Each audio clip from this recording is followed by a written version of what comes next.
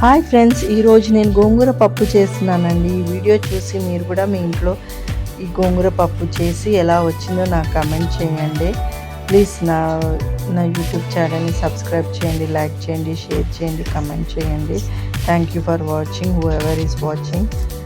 So ముందుగా అయితే గోంగూరని మనము ఆకుని తుంచుకోవాలండి. ఓన్లీ ఆకే తీసుకోవాలి. సో ఈ విధంగా మనం 3-4 టైమ్స్ కడుక్కోవాలి. అందులో క్లీన్ చేసుకోవాలి.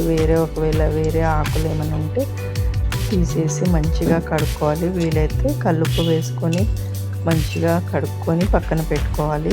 సో నేనైతే స్టీల్ కుక్కర్ తీసుకున్నాను. ఆ స్టీల్ కుక్కర్ స్టవ్ మీద పెట్టి వేడయ్యాక దీంట్లో కందిపప్పు వేయించుకోవాలండి. సో కందిపప్పు, శనగపప్పు రెండు వేయించుకుంటే పప్పు బాగుంటుందండి. సో నేనైతే కందిపప్పు వేసాను, కొంచెం పసుపు దూరగా వేయించాను. తర్వాత నేను శనగపప్పు కూడా తీసుకున్నాను.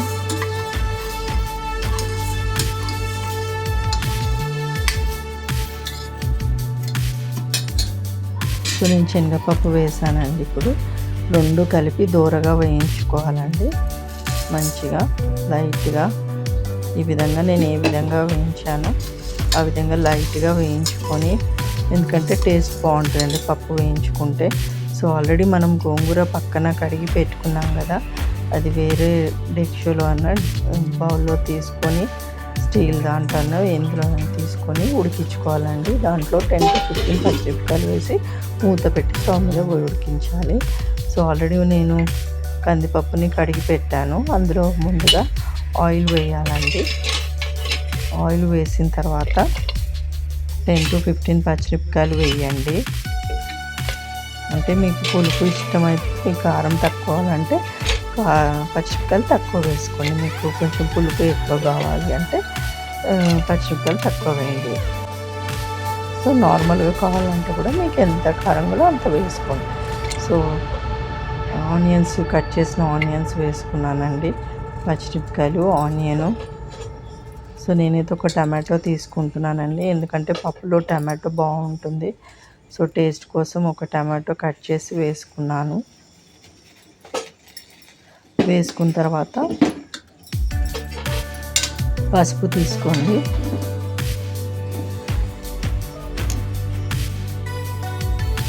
పసుపు వేసుకోండి, తగినంత పసుపు వేసుకోండి.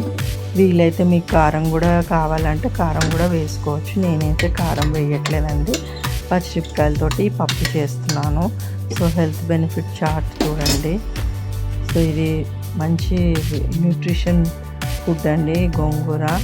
సో మనకి వెయిట్ లాస్, ఇమ్యూనిటీ ఇస్తుంది, స్ట్రెంగ్త్, బోన్స్కి బలం కూడా వస్తుంది. సో ఈ విధంగా పప్పు మనం స్టవ్ మీద పెట్టి ఉడికించుకున్నాము.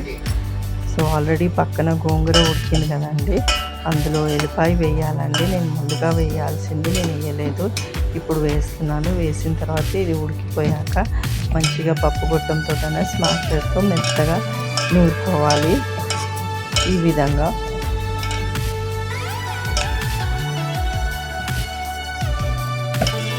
మొత్తం ఈ విధంగా స్మాష్ చేసి పక్కన పెట్టండి. కుక్కర్ పప్పు ఉడికిపోయిందండి. సో పక్కన దింపేసి మూత తీసి పక్కన పెట్టుకోవాలి. ఆ లోపల అది చల్లగా వరకు మనం తాలింపు వేసుకుందామండి. తాలింపు గింజ పెట్టుకుని నూనె కాగిన తర్వాత తాలింపు గింజలు వేసుకోవాలి. దాంట్లోనే ఎల్లిపాయ వేయండి. ఎల్లిపాయ వేసినాక ఒక 4-2 ఎండుమిరపకాయలు వేసుకోండి. అందులోనే కొన్ని ఆనియన్స్ కూడా వేసుకోండి. ఇంకా కరివేపాకు కూడా వేసుకొని కొంచెం దూరగా వేయించండి.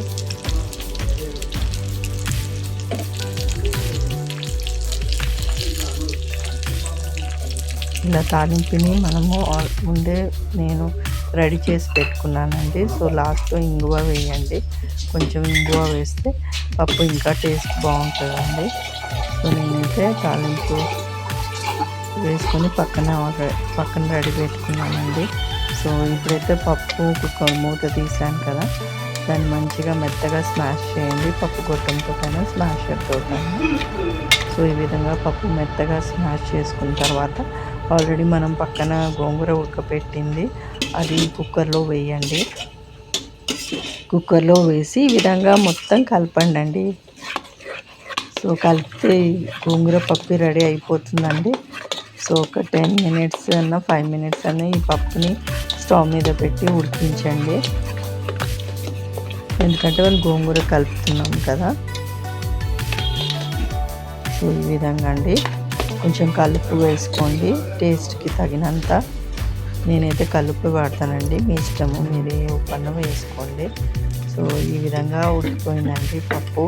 ఆల్రెడీ మనం పక్కన రెడీ చేసి పెట్టుకున్న తాలింపుని వేసుకొని మొత్తం కలుపుకొని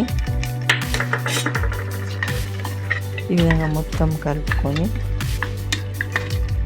గోంగూర పప్పు రెడీ అండి. వేడి వేడి అన్నంలో వేసుకొని పప్పు తింటే సూపర్ ఉంటుంది.